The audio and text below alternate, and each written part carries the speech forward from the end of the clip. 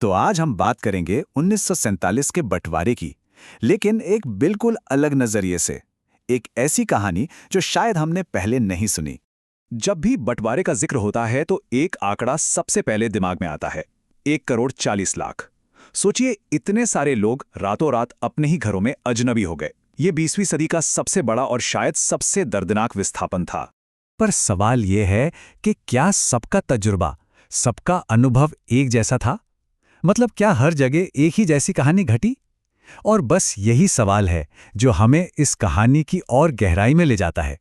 चलिए इस इतिहास की परतों को थोड़ा कुरेदते हैं। आमतौर पर बंटवारे को हम एक बहुत बड़ी राष्ट्रीय घटना के तौर पर ही देखते आए हैं, जिसके हीरो और विलेन सब बड़े बड़े नेता थे।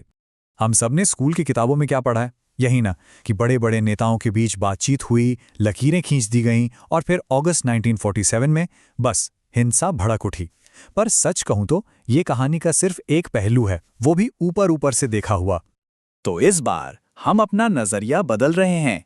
हम दूरबीन को किनारे रखकर एक मैग्नीफाइंग ग्लास उठाएंगे, ताकि हम बड़ी बड़ी राजनीतिक घटनाओं से हटकर जमीनी हकीकत को, आम लोगों की कहानियों को देख सकें।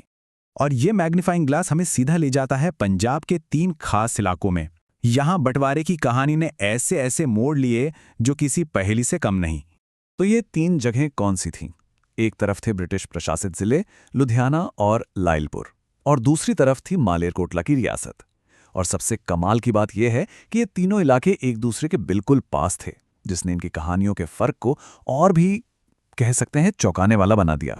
अब ये देखिए, ये बात सचमुच हैरान कर देती है। एक तरफ लुधियाना और लायलपुर में बंटवारे के नाम पर भयानक मारकाट और हिंसा हुई, वहीं दूसरी तरफ उनके ठीक पड़ोस में बसा मालेरकोटला लगभग पूरी तरह से शांत रहा। तो सवाल उठता है कि ऐसा कैसे हुआ? जब चारों तरफ नफरत की आग लगी थी, तो मालेरकोटला उस आग की लपटों से कैसे बचा रहा? यहीं से हमारी असली पड़ताल शुरू होती है। इसका जवाब हमें दिल्ली या लाहौर की बड़ी राजनीति में नहीं मिलता। इसका जवाब छिपा है जमीन में, उस जगह की अपनी ताकतों में। हर जगह की अपनी एक अलग किस्मत थी जो वहीं के लोगों ने लिखी। इस फर्क को समझने के लिए एक कॉन्सेप्ट को समझना जरूरी है, स्थानीय राजनीतिक सत्ता। आसान भाषा में कहें तो किसी जगह के अपने कायदे कानून, अपने नेता और समाज को चलाने के अपने तरीके, जो देश की बड़ी राजनीति से बिल्कुल अलग हो सकते थे। तो मालेरकोटला में ऐसा क्या अलग था? असल में वहां के नवाब ने खुद आगे बढ़कर हिंसा को रोका।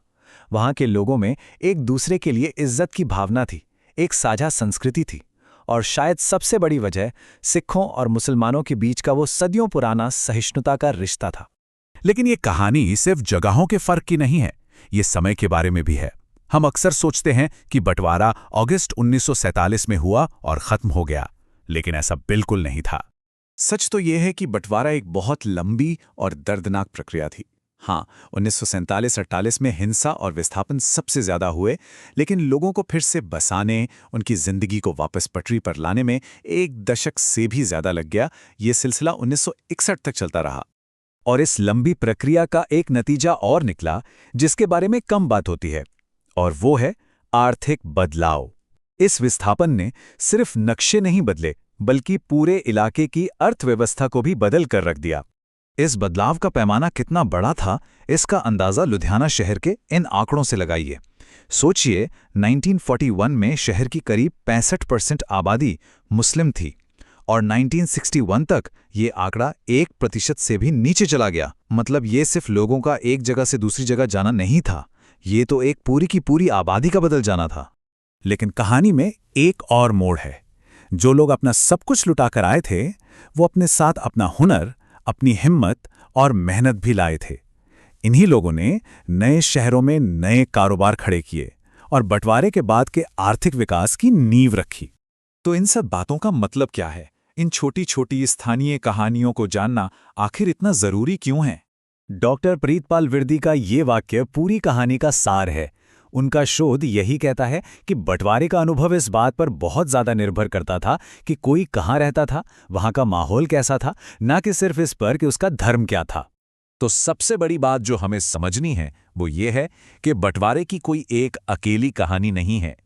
ये तो लाखों लोगों के अपने अपने अनुभवों का एक कोलाज है, जिसे उनके शहर, उनके मोहल्ले और उनकी स्थानीय संस्कृति ने रंगा था। और ये पूरी चर्चा हमें एक बहुत बड़े सवाल के सामने लाके खड़ा कर देती है।